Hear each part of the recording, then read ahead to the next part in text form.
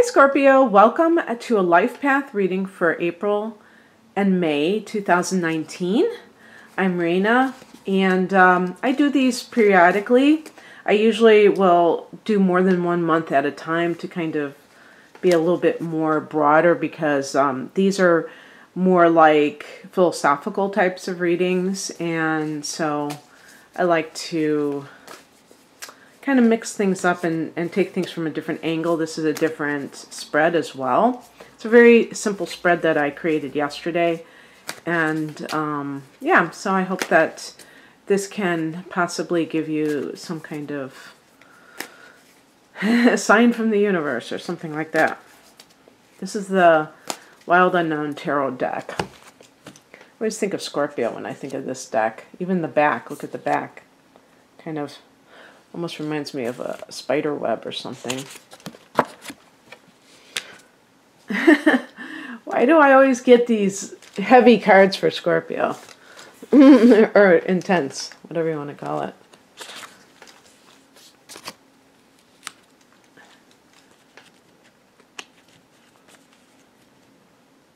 Oh, gosh.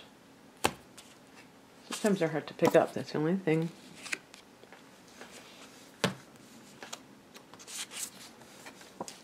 Ooh, nice. 2 sevens. I mean, two wands cards as the advice and the outcome. Okay. So the card we get as the, where you are right now card, we get our favorite card, the 3 of Swords, which is a card of feeling rejected, feeling, I would even say betrayed, even though the 10 of Swords is associated with that. I still think it can be feeling like somebody has, when I say rejection, you wanted something and you didn't have it. Now, life path readings, I should clarify, are meant for your life in general, not like necessarily romantic. It could be that I really do think that I'm kind of focusing more on your career or your mission, your soul's mission type of thing, rather than just your love life. Because I do those readings quite a bit, and I kind of want to talk about what you feel your purpose is. And that's what, to me, life path means. And so feeling this sense of a purpose, but then at the same time feeling like it's been thwarted in some way. So with the 3 of Swords, we could think of somebody who feels like somebody else got something that they deserved, for instance. Or, I don't know, is that more of betrayal? I think that with the 10 of Swords, it's more like, because of the number 10, I think it's more of that feeling of, okay, this is it, because it's like it's the end of a cycle. With the 3, with the number 3, it can feel like that lover's triangle feeling of like somebody being preferred over you. So in the job, on the job, it can activate those feelings that can go back to childhood, to sibling rivalry, to feeling like you were, that you had a sibling that was favored, and all those feelings that make people feel unworthy. Or just being fired, or laid off, have your hours cut, all of these feelings. And as you probably know, it's painful, but it also makes you feel rather helpless, doesn't it? Because you feel like at the mercy of other people and their emotional whims. And Scorpio does not like to feel powerless, that's for sure. Where you want to be. 10 of Pentacles. This is big money. This is generational wealth. This is a feeling of, having affluence, having a very comfortable life. Now, I said life path. I mean, unless this is something to do with a literal inheritance that you may have been cut out of. If there's anything like that for any of you, I want to just give you some kind of other way of looking at this. If you feel like you were cut out of a will, maybe it was a parent, and other siblings got money and you didn't, and you were really counting on it and all this stuff. I want you to realize something, that if somebody doesn't want to give you something, you shouldn't want it. You should think that that energy is very negative and it's like not something that you want. We typically kind of transcend when it comes to money. We're like, that's okay. I can accept the bad vibes. But really, if you really want to be a sovereign soul and you really want to be not controlled by anyone, and if somebody did this to you that was a family member, it's pretty safe to say that they were abusive in real life, that they were just, trying to cause problems and get those emotional reactions. And so, they say the best revenge is living well. I don't believe in revenge. I would say the best path for you is living well. And also to believe that you can attract your own money. You don't need somebody else's money in order to be successful in life. You may think that you do, because you may think that you don't have any talents, that you just have to be whatever job you're at. That's it. You're too old, you're too this or that.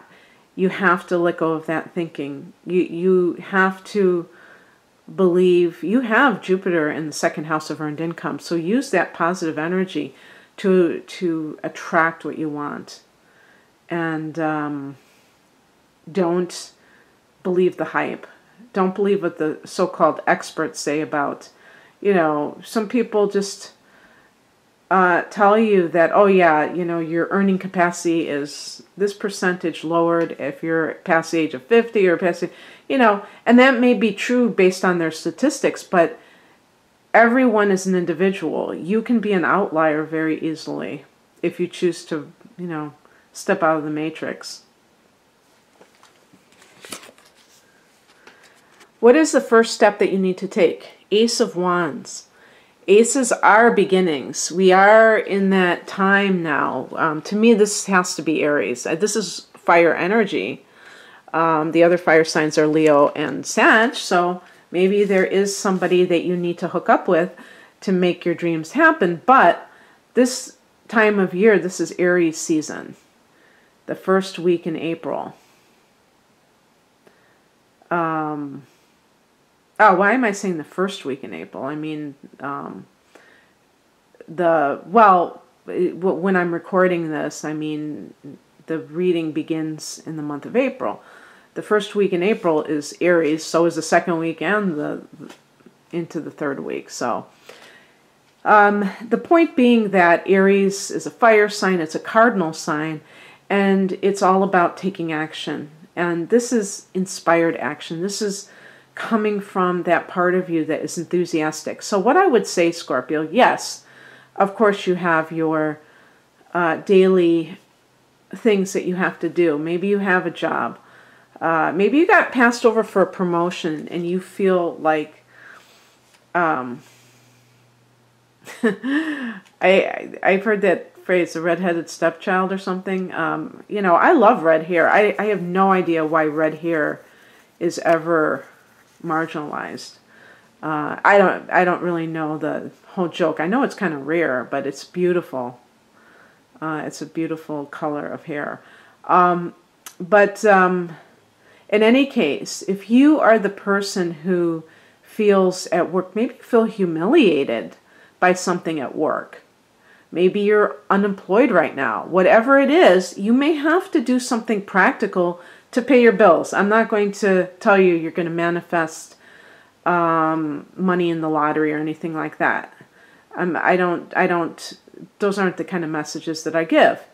But do whatever you got to do. You got to do what you got to do. But at the same time, think about what you want that makes your heart sing. and start to do little things in that direction as you're doing your other things. Maybe it's only half an hour a day that you devote to your dream. And start now. Don't delay. Start in April. Start in the time of Aries if you can, because you have something to offer the world that nobody else does. Even if it's in the same genre. You know, even if it was a YouTube channel with a very popular topic, you showing up for life, being authentic, nobody else can replicate that. So whatever it is that you want to do it. And do it in very small increments if you don't know what you're doing. Don't feel like you have to do everything overnight, have this big dramatic launch and do everything. You may have to start by just gathering information. That might be your first step. But with the Ace of Wands, starting something that your heart is into, your soul is into. Or I would say, you know, that might even be the Ace of Cups. I would say that gets you excited. That just makes you very excited. Something that makes you very excited. Maybe it's asking somebody out on a date. If this really is your life as a whole, maybe your career is a mess, but there's somebody that you're in love with who you could take the initiative when it comes to that person. Maybe you just need to take a class that just intrigues you, or just anything. You know, wands are creative, so I tend to think of your own projects, but and not necessarily another person, but maybe it's a fire sign. Leo, I think you like Leos. Sag and Aries are the other fire signs. But yeah, do that. And then the outcome. We have the Seven of Wands. Protect your light and your passion. Typically, now I really like this particular drawing. Sometimes you know how there are decks that they don't seem like they relate to what the card represents. Well, the Seven of Wands is a card of standing your ground. If I can see it right away, I will. Otherwise, I will just have to let you imagine it. But the reason that I wanted to kind of contrast is because it is quite dramatically different. And the thing that I didn't like about that is that there's a defensive posture. And when there's a defensive posture, we tend to think of negative energy, which is, you know, that's a common, I could totally see why somebody would think that. However, here it is. This is my Morgan Greer deck.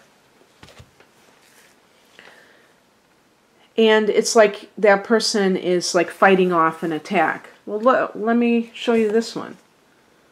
What does that look like to you? That, you know what this reminds me of? The eternal flame. And the number 7 represents a turning point.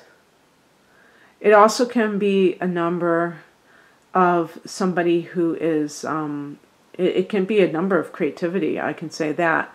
But anyway, I wanted to talk about what the card represents. And to me, this gives a whole new face on the Seven of Wands. To me, this card, being like the eternal flame, means that all of us have within us an inner light and an inner flame. The inner flame, to me, is the joy that we feel that connects with different things in the outer world that we just pursue with a passion. And you could even say like the inner child is connected to that too, because children are very happy and passionate about life. And something along the way comes along, or things, I should say, and kind of makes the flame more and more obscured until we're just going through the motions. But it's still there, isn't it? Even if it's very faint.